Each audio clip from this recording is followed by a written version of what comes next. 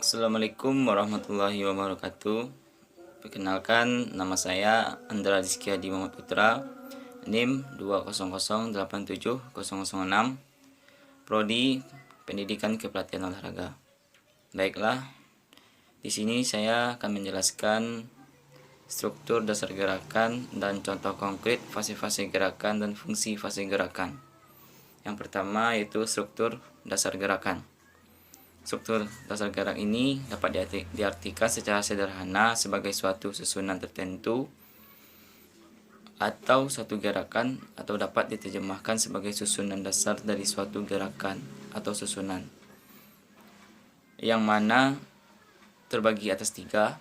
Yang pertama ada fase awal, yang kedua fase utama, dan fase akhir. Yang kedua, contoh konkret fase-fase gerakan dan fungsi fase gerakan.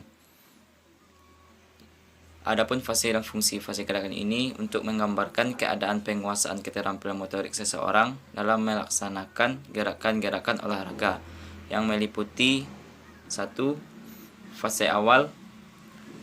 Fase awal disebut juga dengan fase persiapan, yang berfungsi sebagai persiapan terhadap segala persyaratan yang dibutuhkan untuk pemecahan tugas gerakan pada fase utama. Persiapan tersebut meliputi pengoptimalisasian dan pengordinasian kekuatan kecepatan dan percepatan. Contohnya, ketika seseorang ingin melakukan suatu aktivitas gerakan seperti ingin menari tarian ramo-ramo tabang duo, tentu telah mengenali dan mendalami apa saja teknik struktur gerakan yang ada pada tarian tersebut, dan menyediakan semua perlengkapan tarian, yang mana telah menggali suatu informasi dengan melakukan pengumpulan data, observasi, dan wawancara. Yang kedua ada fase utama.